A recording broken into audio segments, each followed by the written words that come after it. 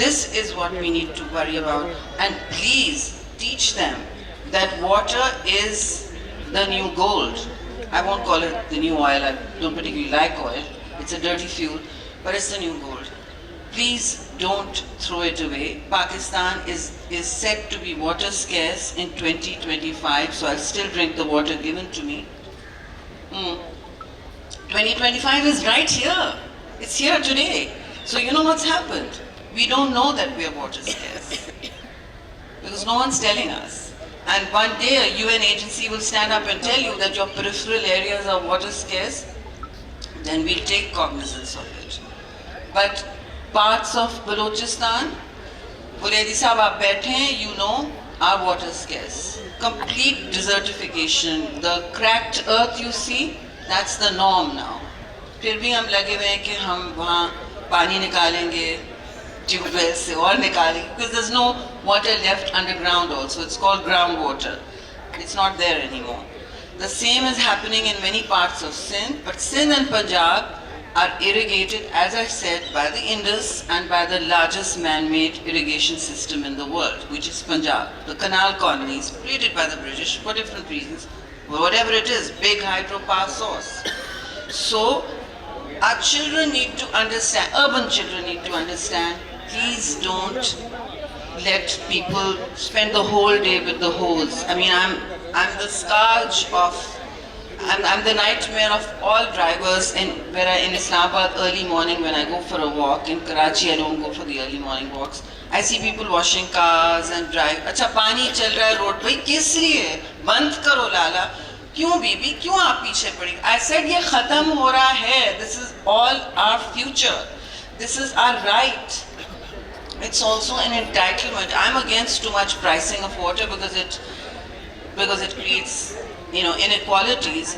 But the point is, Pakistan is already water scarce. In Thatta, in Badin, in Jacobabad, in, Turbat. And you know what else is happening there at the same time?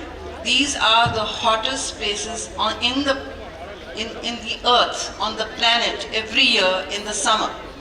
53 degrees for last 3 years. No one's listening, I keep saying it. It's 53 degrees. It is not fit for human work or habitation. You can fry an egg on the pavement at 53 degrees. Just for perspective, the UK or parts of Europe declare an emergency when it's 40 degrees in the summer. Matam hota hai wahan. Hum par for the cost there. Now we are not causing this overheating. This is again an international problem because emissions are continuing like this. Big coal, big gas, big everything is carrying on. Oil. And they're producing. And they're emitting. And so every year we're hearing, okay, this was the hottest January, this was the hottest December, this. And at the conference of parties, everybody wrings their hands and say, oh, but we are going this way. Next year maybe we'll look for transformative solutions. What transformative solutions? 30 conferences later, the bargain between the global and north and south is broken, if this is where we're going. Everywhere. And the crisis is always greatest in urban centers. Rural Quito, we don't hear about it. That's already desertified, but you drive through Pakistan, I often do, I did just Punjab and Sindh. I mean, this is God's grace that it was green. I mean, Punjab was green. Again, resilient. It is God's grace that we recovered many parts of Sindh, but God wants you to help yourself. So the resilient households being built, do you all know about it? There are 2.1 households being built. West Sindh, the areas that were affected because people lost their shelter and it's not coming back. You can't live in tents and have a future, right? You can't get an education. There's no schooling there. There's no internet there. So the resilient housing is the first step. And in that resilient housing, the good thing is, like the Benazir Income Support Program, the first time ownership is going, there were farmers living on unowned land. So that ownership of that land, title is going to the household, but it's going to the woman of the household. It has to be the woman of the household. I don't know if you people know about it, but it's a big revolution and it's being assisted by the World Bank. There the women And I'm telling you that women will plow back into that soil. They will conserve the water.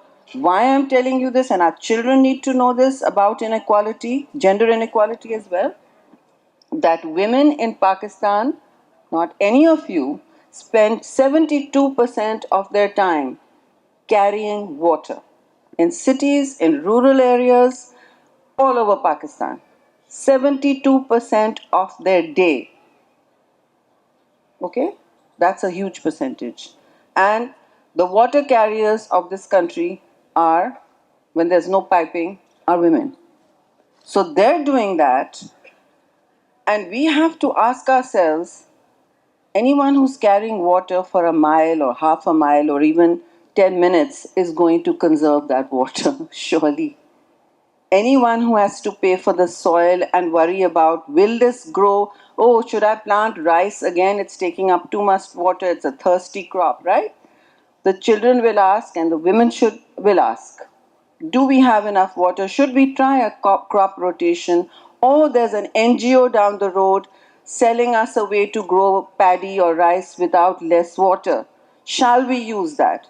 You know, the younger people are doing that. I've been to farms in Sindh and Punjab, you'll be shocked. And that's crucial.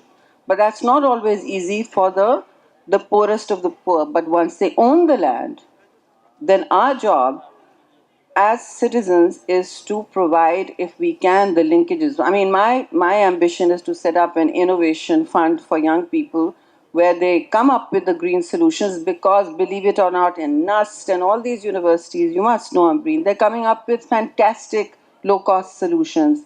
Rainwater harvesting. I even took one from one of the girls doing something, rainwater harvesting for the home, and but they don't have the capital or the intellectual mentoring that is needed to scale it up and make it, maybe get a patent, or get a big company to adopt them. So Karachi can be a haven for that, and as soon as I retire, that's what I'm doing. So I mean, we need to all pitch together and do this, because young people are where the journey to transformative action is. It's not with you and me. We can still tell the story, but we have to assist them. We have to, because we created this crisis by being unaware, by being 20th century consumers, which is great. Consumption is all good. I mean, I wouldn't even, I don't want to say more, but I would do a lot of things differently. So habits don't all have to change. We don't have to panic. It doesn't have to happen overnight, but the process can begin. I force my husband to always say, okay, tell me how much water you need to just shave.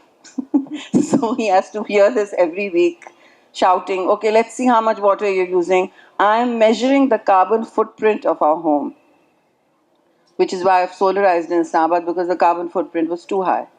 The heating there is needed much more than here, and even the cooling, believe it or not.